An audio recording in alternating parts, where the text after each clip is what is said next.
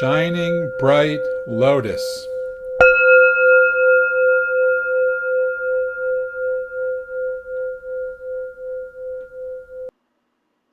I like to look at you all.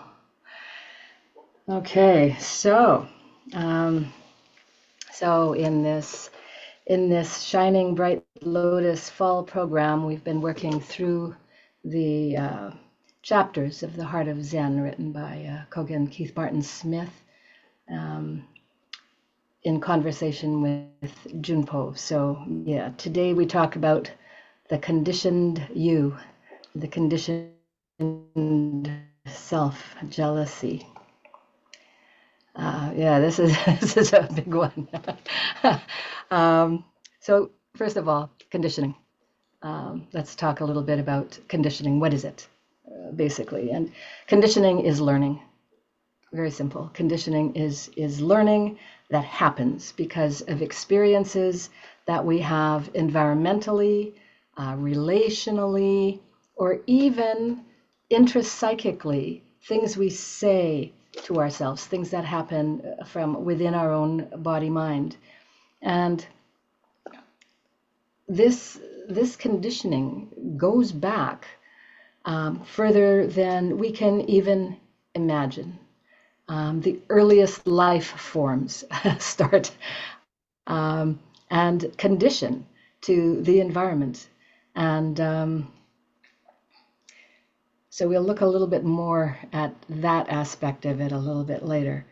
But we learn and become conditioned largely through two different ways. One of them is world learning. Think of it like that, world learning, contact with the environment, information that comes in through our sensory organs, through what we see, what we hear, what we taste, kinesthetic experience or touch. You know, all of the different senses bring us information. And when that information is responded to, it becomes a part of our depth mind. And very much at the initial feeling level of this is safe or not safe, this is okay, this is not okay. So, and when something is repeated, you know, the conditioning is certainly well on its way. We also become conditioned through our own self-learning. And basically what that means is we have behaviors, or we make actions, we take actions, or respond or react to something, and those reactions have consequences. So this is basic operant and classical conditioning in the other order.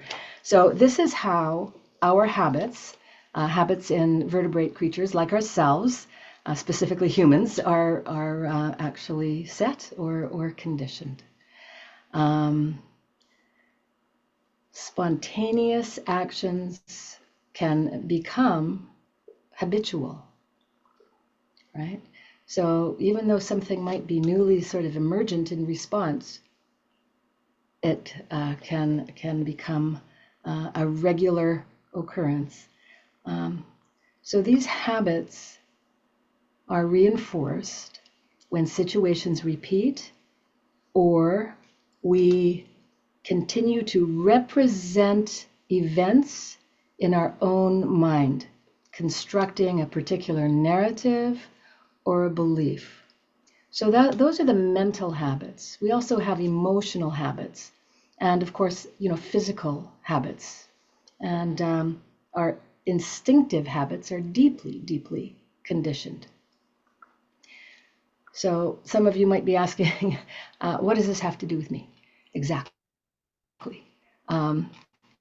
So that's the question that I'm actually going to say, stay with that. You know, what does this have to do with you? And how does it have to do with you, right? Anyway, our conditioning is pretty much, for the most part, outside of our conscious mind. But it shows up in our language, in our world views, which can be very difficult to shift or change or to be able to take in different information or new information.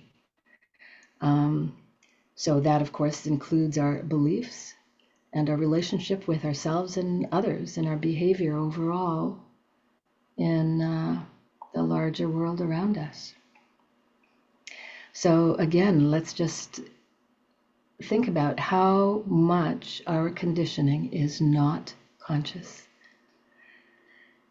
that we are not aware of a good majority of everything about us that we call or refer to as ourself, right?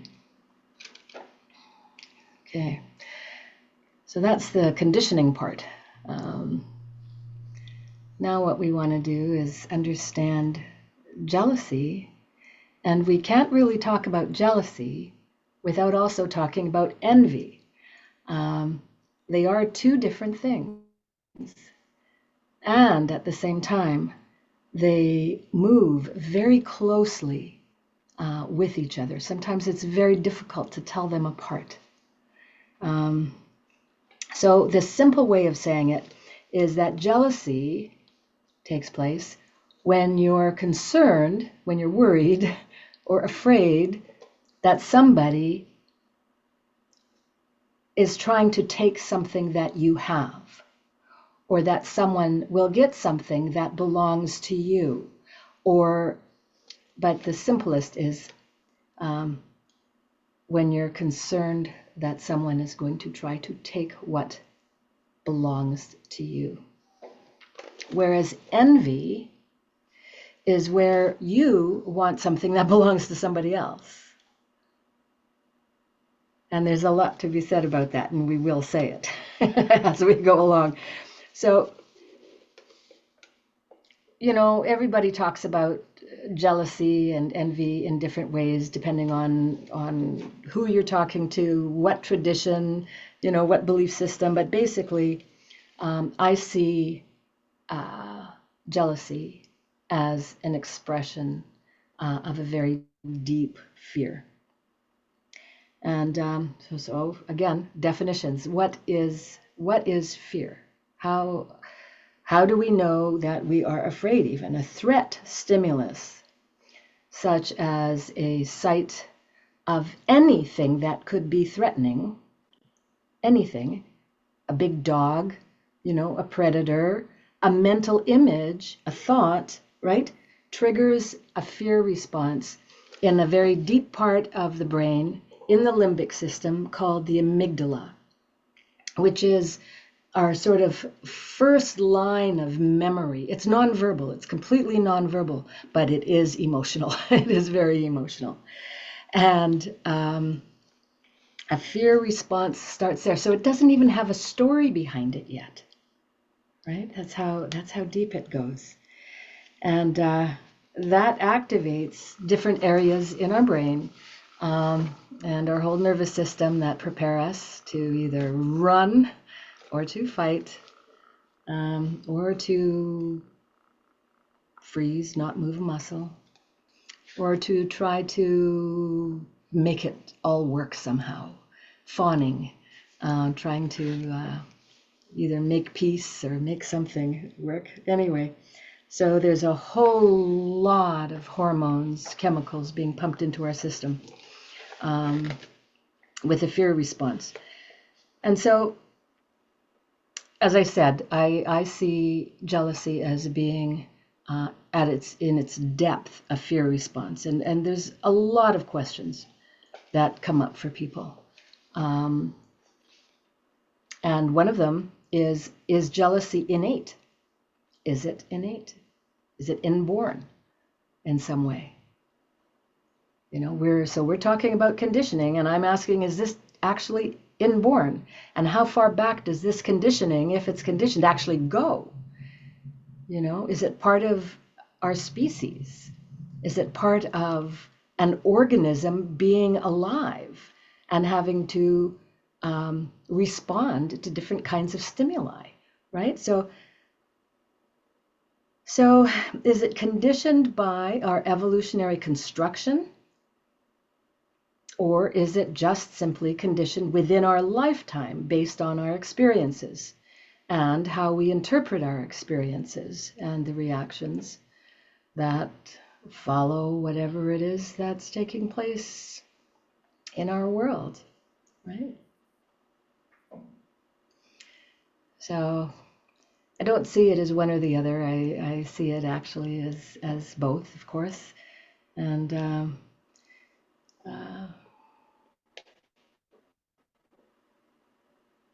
it's a very volatile and very strong emotion, even if it doesn't always necessarily manifest in a very strong and apparently volatile way, but it certainly can be extremely disruptive. So experiencing jealousy, which I'm assuming everyone has experienced, if not in themselves, has watched somebody go through something jealous. But I think we've all probably experienced it. I know I certainly have. Experiencing jealousy and envy can result in emotional devastation for oneself, for other parties that are involved. Sometimes feelings of inadequacy can bring about jealousy, but also feeling jealous can bring about a feeling of inadequacy as, oh my God, am I really doing this? Am I really, right? Guilt, self-punishment, and it leads very often to confrontation of one kind or another. In fact, more often than not, it leads to the three things that Junpo talks about for sure. Dissociation in some way, disengagement. It's like, I'm out of here, right? Really strong boundary. Or it's like shame. Oh, I am experiencing this and I don't like it and I don't want it, right?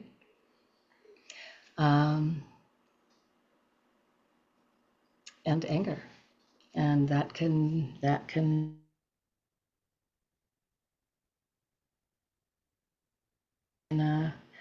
be really extreme, damaging on many different levels. Sometimes the confrontation that comes about can also be very positive and reparative. It can bring things out that need to be brought out.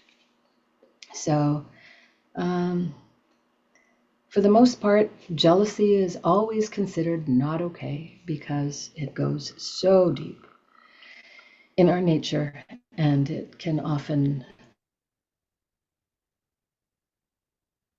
be so damaging. So here's an example, a biblical statement.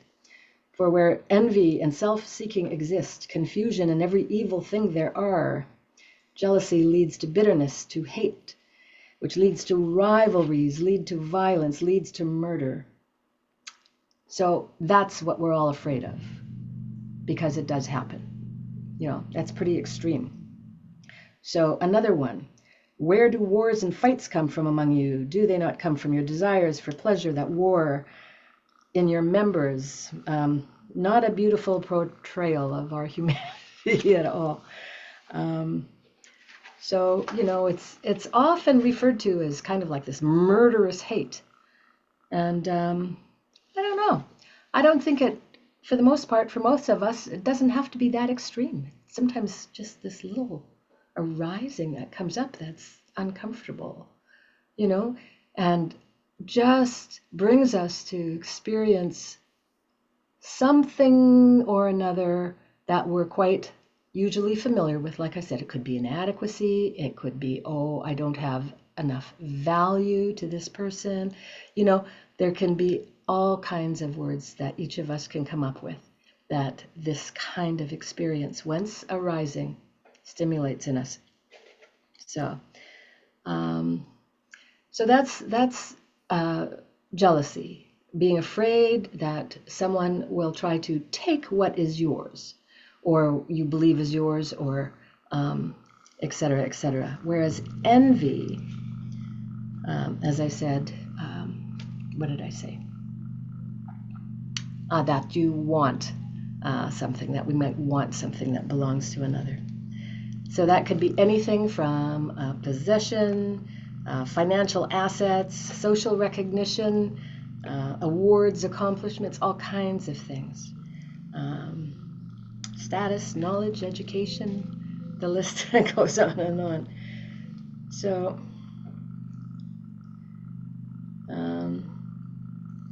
so I decided to focus on relationship jealousy and envy, because that's, you know, when we're often doing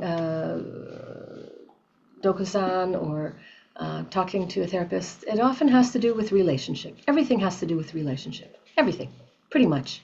Might not be jealousy, but relationship. You know, we are in relationship, period.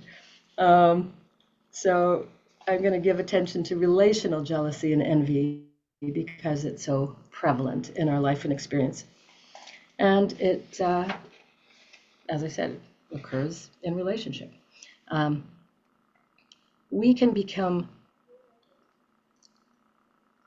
jealous if somebody is threatening what we feel we have, or that we're afraid that we will lose, right?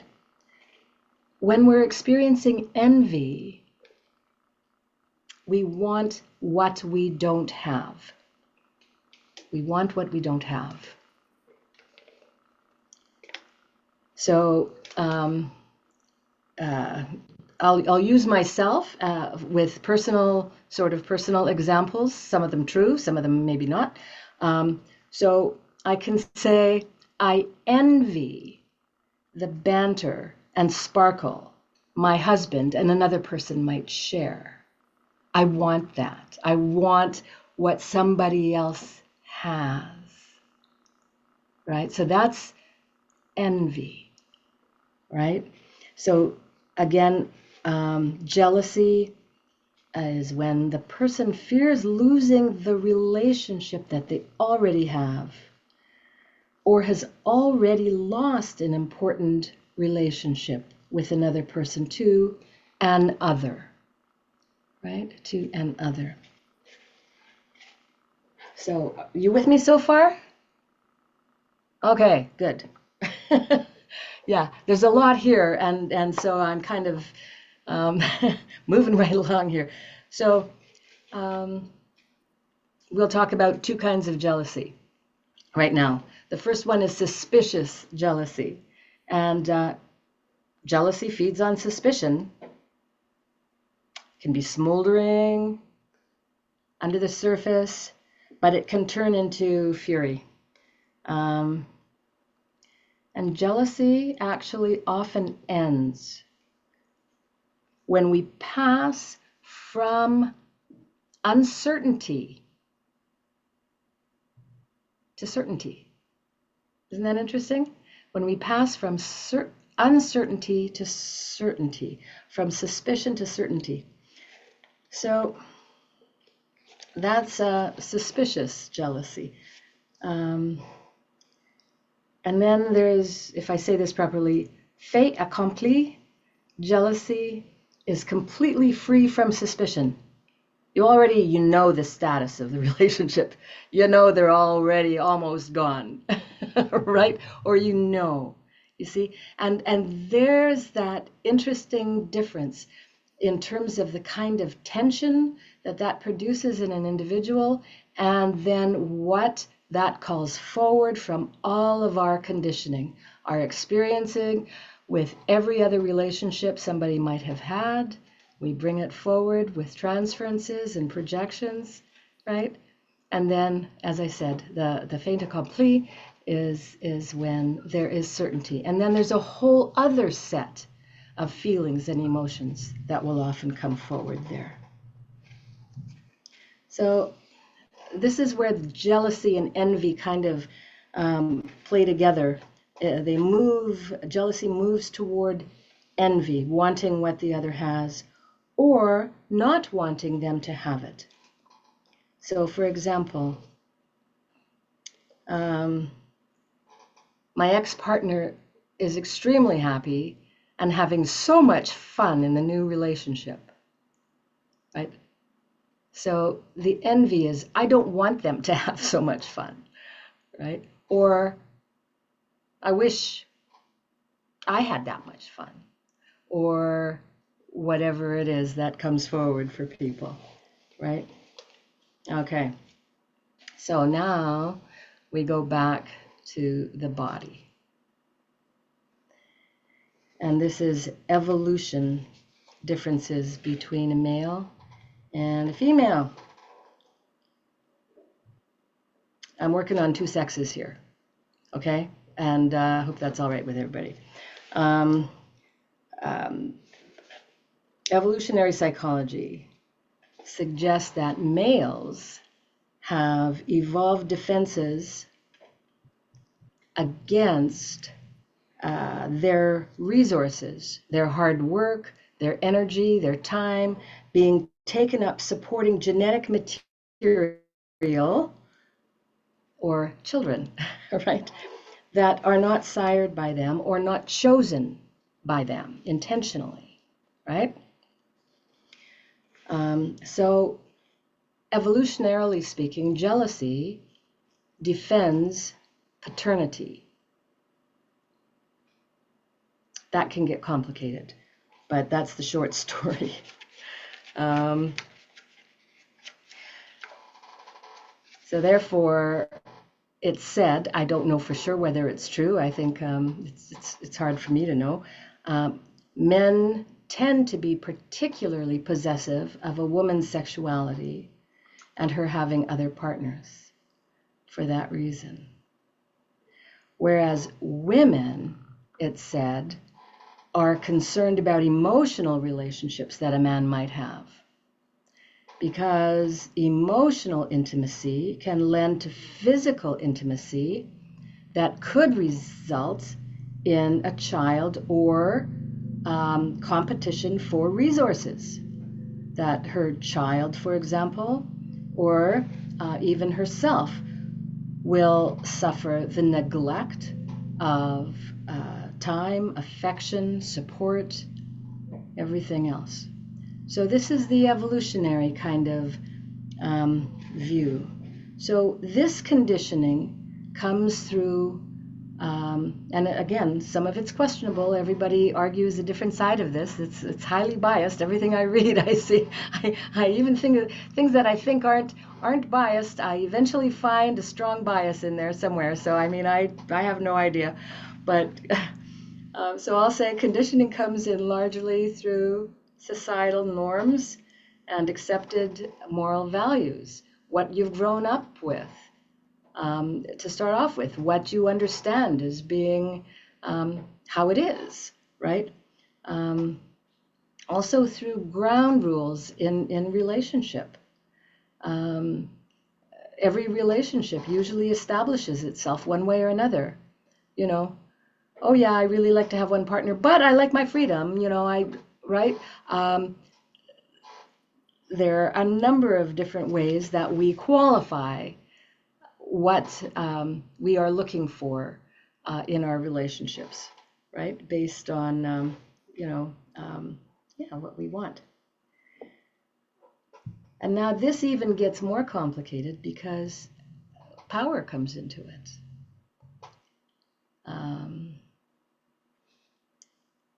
And opportunity to equalize what I call the playing field.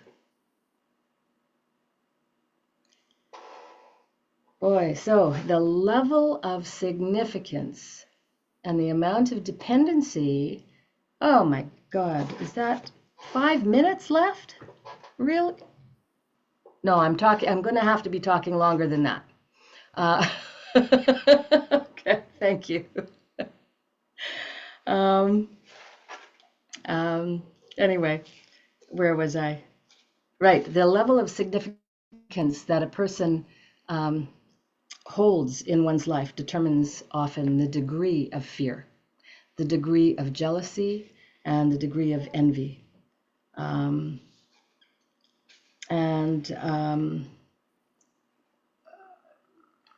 This is my favorite. This is what I believe. this is my short story, that what or whom do I want to be unified with? And I'm left out. That tells the whole story as far as I'm concerned.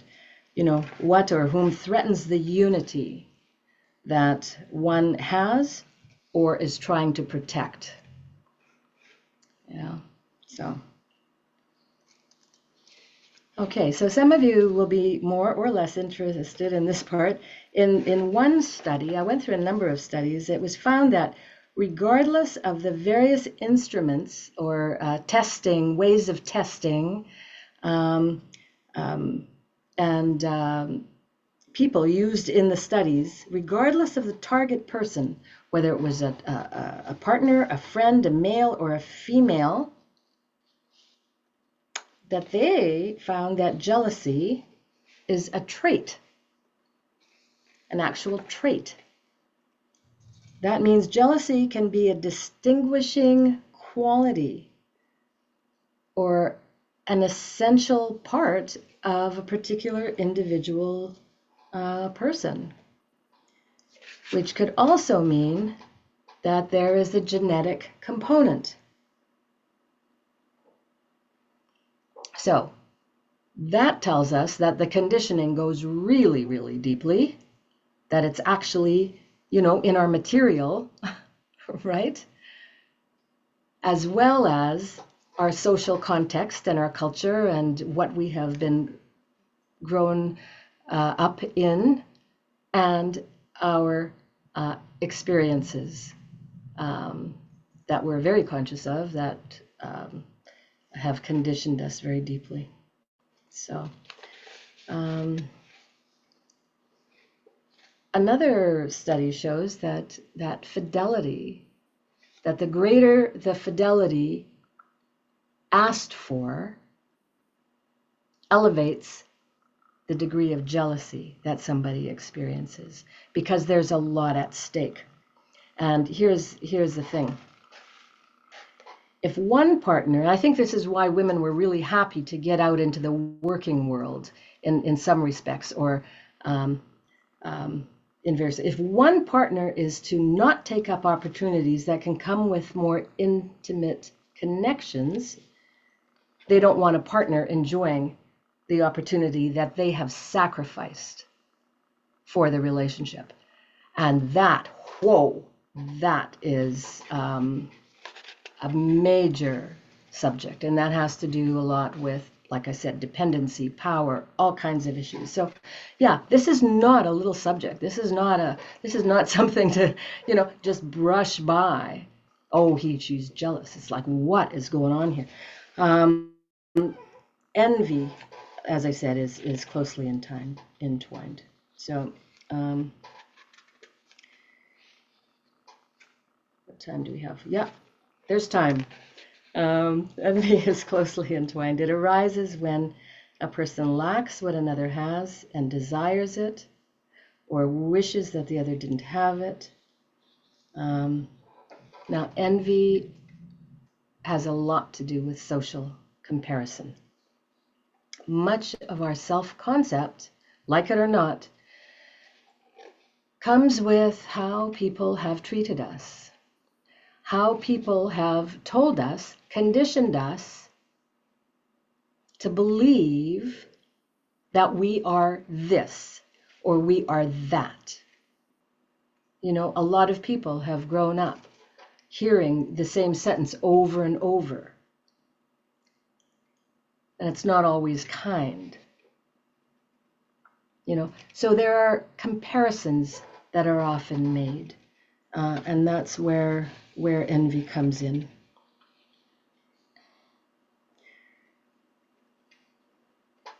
And it's very common in our culture to compare abilities and achievements, to value some over others. So it's quite easy for people to end up feeling envious or even jealous. So it's connected also with our sense of morality and ethical behavior. We might see unfairness, right? For example, it's not fair that one person is so gifted or has all of the opportunities or has the financial means or while others do not, right? Or, hey, that person does not deserve, they are so mean and awful. How did they get the raise? How did they get the position? How did, right? And that's another form of moral indignation, which is a kind of envy, right? So,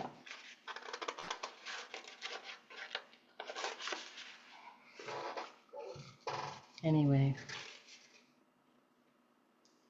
So envy can also emerge from just plain innocence, ignorance, or naivete. I'll tell you a quick little story. I hope I've got time for a little story here. When I was 4, my nickname, which I thought was one of my names, was Kiddo. And there was a little First Nations child who lived across the field who would come over every now and again. And her name was Luchi Howe. And, well, that wasn't her name, that was her nickname. I thought it was a really cool name. So everybody started calling her Luchi Howe and Kiddo. And I went, that's okay. That's all right. They can call her Kiddo, but I want to be called Luchi Howe. And nobody would call me Luchi Howe. And I was really upset about that for many of my young years, until I got it figured out. But again, this is how these things first come forward. Just some little experience in life that affects us. So we also have malicious or non-malicious envy. So there is a non-malicious envy that's emulation. It motivates us to want to be like someone, right? As in, I really value those traits. I really value those capacities. I really value this human being. I would love to be able to work toward becoming in such a way that I am like this, that I have these qualities as well developed, right? So again, that's non-malicious. It's envy, but there's nothing necessarily wrong with envy. So let's keep that in mind, that there are certain things that have value and don't. Anyway, malicious envy is to want to take away from the other and even act upon that want. Guess what guilt is?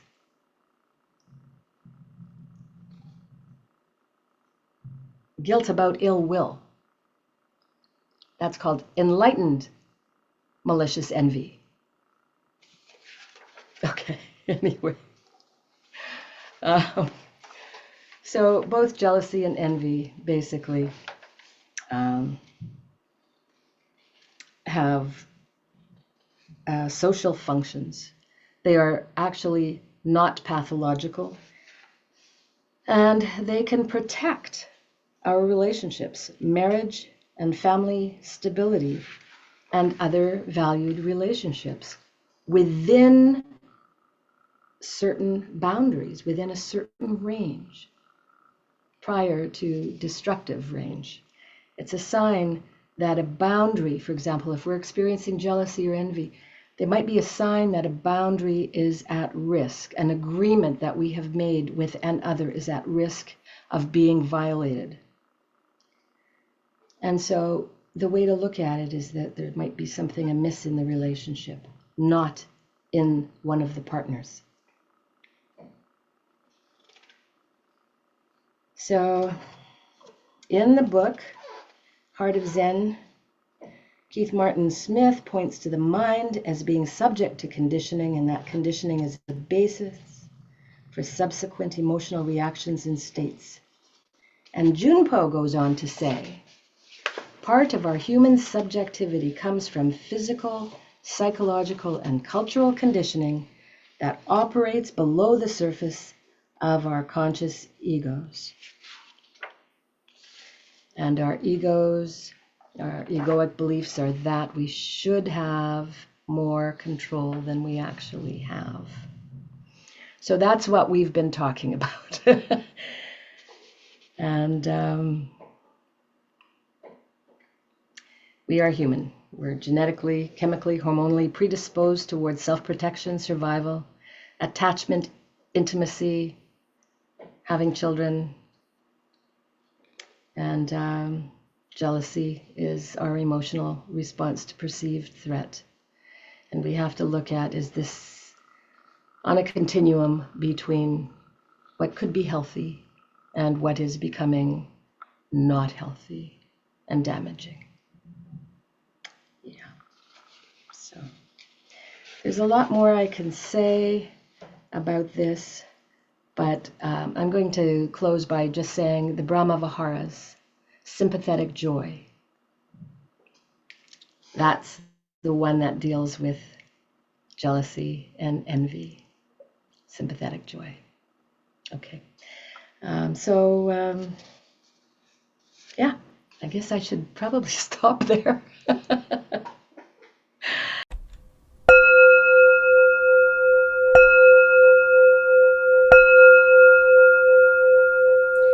Shining bright lotus.